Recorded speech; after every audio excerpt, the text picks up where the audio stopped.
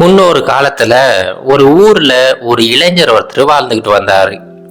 அந்த இளைஞருக்கு சொந்தம்னு யாருமே கிடையாது, அவருக்கு அப்பா அம்மா யாருமே கிடையாது.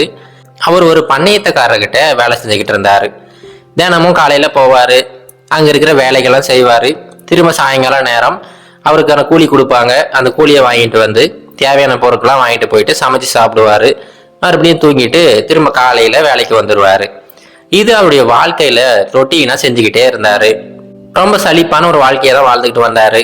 அப்படியே நாட்கள் கடந்து போய்கிட்டே இருந்துச்சு. ஒரு சமயம் எப்பவும் போல அவர் வேலைக்காக நடந்து வந்துகிட்டு இருந்தாரு.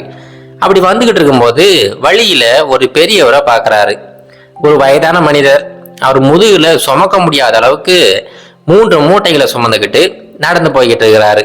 அவரை பார்த்த உடனே, என்னங்கய்யா இவ்வளவு சுமையை தூக்கிட்டு போறீங்களே, எங்க போறீங்க அப்படின்னு சொல்லிட்டு விசாரிக்கிறாரு. அதுக்கு அந்த பெரியவர் சொல்றாரு, அது ஒன்றும் இல்லப்பா, நான் இந்த மூட்டையெல்லாம் தூக்கிட்டு பக்கத்து ஊருக்கு போயிட்டு இருக்கிறேன். எனக்கு ரொம்ப வயசாயிடுச்சு, இவ்வளவு சுமையே என்னால் சுமக்க முடியல. நீ ரொம்ப இளமையா இருக்க, உன்னால முடிஞ்சா எனக்கு உதவி பண்ணு. கொஞ்ச தூரத்துக்கு என்னுடைய மூட்டைகளை ஒரு மூட்டையை தூக்கிட்டு வந்து கொடுக்க முடியுமா? அப்படி நீ கொடுத்தீங்கன்னா உனக்கு வந்து 2 தங்க நாணயங்கள் கொடுக்குறேன் அப்படின்னு சொல்லிட்டு அந்த பெரியவர் சொல்றாரு. உடனே இந்த இளைஞருமே, அப்படிங்களாயா, சரி நான் உங்களுக்கு உதவி செய்யறேன், ஒன்றும் பிரச்சனை இல்லை அப்படின்னு சொல்லிட்டு அந்த பெரியவர்கிட்ட இருந்து ஒரு மூட்டையை வாங்கி இவருடைய தோல் மேல வச்சுக்கிறாரு. அந்த மூட்டை தூக்கும் போதுதான் தெரியுது, அவ்வளவு கனமா இருக்கிற அந்த 3 மூட்டைகளை தான் அந்த பெரியவர் தூக்கிக்கிட்டு சுமந்துகிட்டு இருந்திருக்கிறாரு. தூக்கிக்கிட்டு அப்படியே நடந்து போய்கிட்டே இருக்கிறாங்க. இப்போ இந்த இளைஞருக்கு மனசுக்குள்ளார தோணிக்கிட்டே இருக்கு, இவ்வளவு வெயிட்டா இருக்கு, என்னவா இருக்கும் அப்படின்னு சொல்லிட்டு யோசிச்சுக்கிட்டே இருக்கிறாரு. ஆனாலுமே கேட்கவே இல்லை.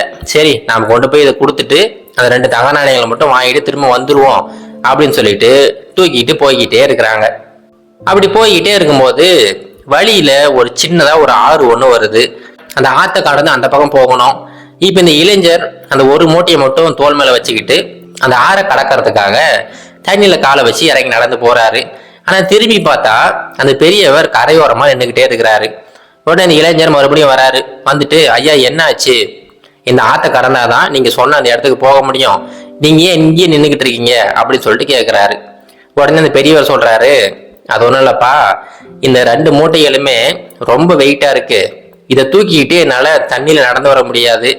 தப்பி தவிர என்னுடைய கால் எது ஸ்லிப் ஆயிடுச்சுன்னா இந்த மூட்டைகளோட சேர்த்து நானும் அடிச்சுக்கிட்டு போயிடுவேன். அதுதான் எனக்கு பயமா இருக்கு.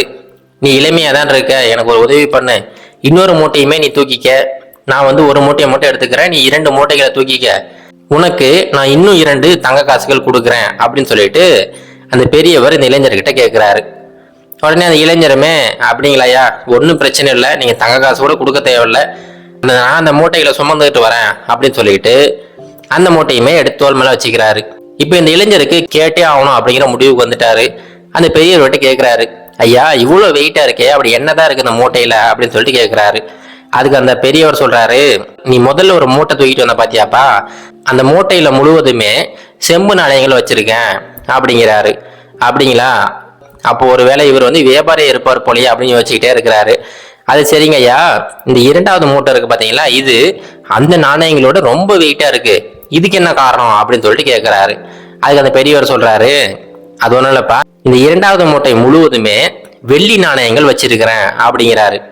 இதை கேட்ட உடனே இந்த இளைஞருக்கு அதிர்ச்சி ஆயிடுச்சு. ஒரு மூட்டை நிறைய வெள்ளி நாணயங்களா, இவ்வளவு நாணயங்கள் வச்சிருக்கிறாரு, ரொம்ப பெரிய ஆளுதான் போல அப்படின்னு சொல்லிட்டு அந்த 2 மூட்டைகளையுமே தோல் மேல வச்சுக்கிட்டு அந்த ஆத்தை கடந்து நடந்து போய்கிட்டே இருக்கிறாங்க. அப்படி நடந்து போய்கிட்டே இருக்கும்போது இந்த இளைஞர் மனசுல திடீர்னு ஒரு எண்ணம் தோன்றுது. இந்த 2 மூட்டையிலுமே அதிகப்படியான நாணயங்கள் வச்சிருக்கிறாரு, இந்த வெள்ளி நாணயங்கள் மட்டும் எடுத்துட்டு போனா கூட நம்மளுடைய வாழ்க்கையில ஒரு சின்னதா ஒரு கடை வச்சுக்கலாம், நம்மளுடைய வாழ்க்கைக்கு தேவையான எல்லா விஷயங்களையும் செஞ்சுக்கலாமே. இந்த மூட்டையை எடுத்து நம்ம ஓடி போயிட்டோம்னா கூட இந்த பெரியவரால் ஒன்றும் செய்ய முடியாது. அது இல்லாம இவ்வளவு வயசான காலத்துல இந்த பணத்தெல்லாம் வச்சுக்கிட்டு இவர் என்ன பண்ண போறாரு அப்படிங்கிற மாதிரி பலவிதமான எண்ணங்கள் அந்த இளைஞரோட மனசுல தோன்றிக்கிட்டே இருக்கு. அந்த எண்ணங்கள் தோன்ற இவர் அதெல்லாம் எதுவுமே கண்டுக்காத மாதிரி அப்படியே நடந்து போய்கிட்டே இருக்கிறாரு. அப்படியே போய்கிட்டு இருக்கும்போது ஒரு மலையோட அடிவாரத்துக்கு வந்துட்டாங்க.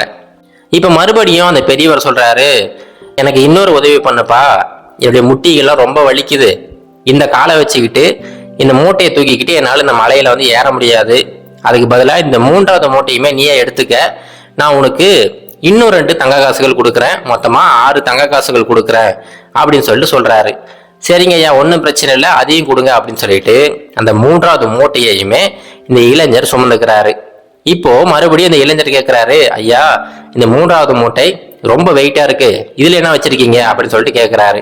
அதுக்கு அந்த முதியவர் சொல்றாரு, அதுல தங்க நாணயங்கள் வச்சிருக்கேன்பா, அந்த மூட்டை முழுவதுமே தங்க நாணயங்கள் வச்சிருக்கிறேன் அப்படின்னு சொல்லிட்டு சொல்றாரு. இதை கேட்டதுமே இந்த இளைஞருக்கு ரொம்ப மகிழ்ச்சி ஆயிடுச்சு. ஒரு மூட்டையில செம்மு நாணயம், இன்னொரு மூட்டையில வெள்ளி நாணயம், இன்னொரு மூட்டையில தங்க நாணயம் அப்படின்னு சொல்லிட்டு ஏகப்பட்ட காசுகளை இந்த மனிதர் வச்சிருக்கிறாரு. இப்ப இந்த காசுகள்லாம் எடுத்துட்டு போனோம்னா நம்ம வாழ்க்கையில செட்டில் ஆயிடலாம் அப்படின்னு சொல்லிட்டு ஒரு மனசுக்குள்ளார ஒரு முடிவுக்கே வந்துட்டாரு. அப்படி யோசிச்சுக்கிட்டே அந்த 3 மூட்டைகளையுமே தூக்கிக்கிட்டு மலையில ஏறி போய்கிட்டே இருக்கிறாங்க. கொஞ்ச நேரம் கழிச்சு அந்த மலையோட உச்சிக்கு போயிட்டாங்க. இப்போ சுத்தி முத்தி பாக்குறாரு, அங்க ஆள் நடமாட்டமே இல்லை. அப்ப மலையிலிருந்து கீழே இறங்குற பாதை ஒண்ணு இவர் கண்ணுக்கு தெரியுது. உடனேயே கண் இமைக்கும் நேரத்துல இந்த இளைஞர் அந்த 3 மூட்டைகளையுமே தூக்கிக்கிட்டு வேக வேகமா அந்த பாதையில இறங்கி ஓட ஆரம்பிச்சிட்டாரு. திரும்பி கூட பார்க்கல, வேகமா ஓடி இவருடைய வீட்டுக்கே வந்துட்டாரு. வீட்டுக்கு வந்த உடனே முதல் வேலையா அந்த கதவை சாத்திட்டு அந்த முதல் பைய திறந்து பாக்குறாரு. அந்த செம்மு நாணயங்கள்லாம் இருந்துச்சு சொன்னாரு பாத்தீங்களா, அந்த செம்மு நாணயங்கள் இருக்கிற அந்த பைய திறந்து பாக்குறாரு. திறந்து பார்த்தா இவருக்கு ஒரு பெரிய அதிர்ச்சி காத்துக்கிட்டு இருக்கு. அது உள்ளார செம்மு நாணயங்கள் இல்ல, வெறுமனே இரும்பு நாணயங்கள் தான் வச்சிருக்கிறாரு. இது என்னடாது அப்படின்னு சொல்லிட்டு 2வது மூட்டையை திறந்து பாக்குறாரு. 2வது மூட்டையில வெள்ளி நாணயங்கள் இருக்கு அப்படின்னு சொல்லிட்டு நம்பிக்கிட்டு இருந்தாரு. அதை திறந்து பார்த்தா அதுலயுமே இரும்பு நாணயங்கள் தான் இருக்கு. இப்ப கொஞ்சம் கொஞ்சமா இந்த இளைஞருக்கு ஏமாற்றம் அதிகரிச்சுக்கிட்டே போகுது. கடைசியா அந்த 3வது பையுமே திறந்து பாக்குறாரு. அதுலயுமே வெறும் இரும்பு நாணயங்கள் மட்டும்தான் வச்சிருக்கிறாரு. இந்த 3 மூட்டைகளையுமே அங்க திறந்து வச்சுட்டு தலையில கையை வச்சுக்கிட்டு உட்காந்துட்டாரு. தேவையில்லாம நம்மளுடைய பேராசையினால இந்த மாதிரி ஏமாந்துட்டுமே அப்படின்னு சொல்லிட்டு யோசிச்சுக்கிட்டே உட்காந்துருக்கும் போது அந்த 3வது மூட்டையில ஒரு சின்ன சீட்டு ஒண்ணு இருக்கு. அந்த சீட்டை எடுத்து இந்த இளைஞர் படிச்சு பாக்குறாரு. அது என்ன எழுதியிருக்கு அப்படின்னா, அந்த முதியவர் வேற யாரும் கிடையாதுங்க, அந்த முதியவர் தான் அந்த நாட்டோட மன்னர். அந்த மன்னர் என்ன எழுதியிருக்காருன்னா, நான் ஒரு நேர்மையான ஒரு மனிதரை தேடிக்கிட்டு இருக்கிறேன். எனக்கு அடுத்து இந்த நாட்டை ஆள்றதுக்கு எனக்கு வாரிசு கிடையாது. அதனால ஒரு நேர்மையான ஒரு மனிதரால தான் இந்த நாட்டை ஆள முடியும். உண்மையிலேயே என்னென்ன மனிதர்கள் நேர்மையா இருக்காங்க அப்படிங்கிறத கண்டுபிடிக்கிறதுக்காக தான் இந்த 3 மூட்டைகளையுமே சுமந்துக்கிட்டு வர சொல்லியிருக்கேன். நீங்க அந்த நேர்மையான ஆள் இல்லை அப்படிங்கிற மாதிரி அந்த சீட்டுல எழுதியிருக்கு. இதை பார்த்த உடனே அந்த இளைஞர் கண்ணீர் விட்டு கதற ஆரம்பிச்சிட்டாரு. அவருடைய பேராசையினால ஒரு நாட்டோட மன்னராக வேண்டிய அந்த சந்தர்ப்பத்தை ரொம்ப சுலபமா தவற விட்டுட்டாரு. மறுபடியும் அவருடைய வாழ்க்கையில எப்பவுமே ரொட்டீனா செய்யற அந்த வேலைகளையே செஞ்சுக்கிட்டு உயிர் வாழ ஆரம்பிச்சிட்டாரு. இது போலதாங்க நம்மளுடைய வாழ்க்கையிலுமே இந்த எண்ணங்கள் தான் ஒரு மனிதனை தீர்மானிக்குது. எல்லா மனிதர்களுக்குள்ளாரையுமே நல்ல எண்ணங்கள் இருக்கும், அதே மாதிரி கெட்ட எண்ணங்கள் இருக்கும். எந்த எண்ணங்களுக்கு நீங்க அதிகப்படியான முக்கியத்துவம் கொடுக்குறீங்களோ அந்த எண்ணங்கள் நாளடைவில் அது வார்த்தைகளா வெளியில வரும். கொஞ்ச நாள்ல அது உங்களுடைய ஹேபிட்டாவே மாறிடும். அதனால முடிஞ்ச வரைக்கும் ஏதாவது தீய எண்ணங்கள் தோன்றுச்சுன்னா அந்த தீய எண்ணங்களுக்கு முக்கியத்துவம் கொடுக்காதீங்க. அந்த தீய எண்ணங்களை முக்கியத்துவம் கொடுக்காம இக்னோர் பண்ணிக்கிட்டே இருந்தீங்கன்னா ஆட்டோமேட்டிக்கா அந்த எண்ணங்கள்லாம் மறைஞ்சு போயிடும். நல்ல எண்ணங்களுக்கு முக்கியத்துவம் கொடுங்க. இந்த தீய எண்ணங்கள்லாம் எப்படி அப்படின்னு பார்த்தீங்கன்னா, ஒரு சின்ன விதை மாதிரி தான். அந்த விதை எல்லாரோட மனசுலையுமே எங்கேயாவது ஒரு இடத்துல உருவாக்கிட்டே தான் இருக்கும்.